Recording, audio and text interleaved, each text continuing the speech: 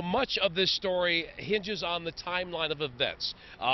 What happened, where, and when, and more importantly, how was Freddie Gray critically injured? Our team has led the way on putting together a very complicated timeline of details about the investigation since its start. Lead investigative reporter Jane Miller has been on that from the very beginning and has the very latest for us. Jane? Yes, and we do have some new information tonight about that timeline. We got new information late this afternoon from the city fire department. That shows that the call for paramedics that came from police at the Western District Station House on the morning of April 12th, the call was for an unconscious male.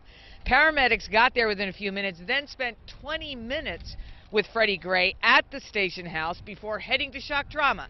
They arrived at shock trauma at about 10 a.m. That adds up to about an hour and 15 minutes in that timeline between the time police first put Freddie Gray into that police wagon and he ended up critically injured at shock trauma.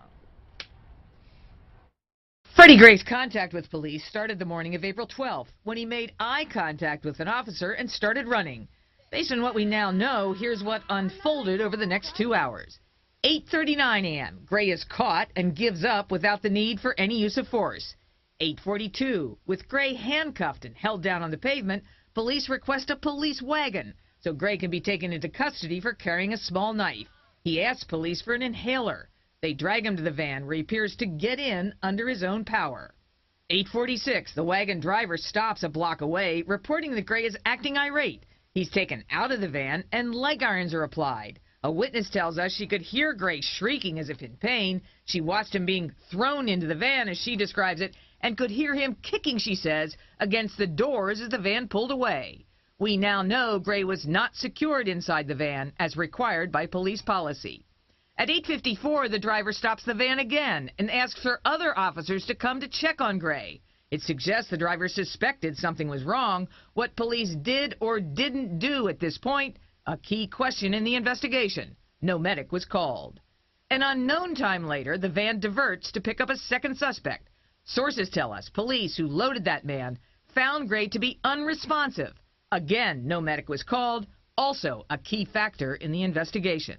At 9:24, the wagon arrives at the district. Gray isn't breathing.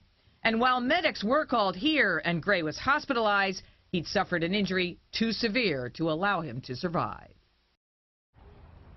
Key question in this investigation, the word negligence, perhaps. What was it that police had the responsibility to do but neglected to do it?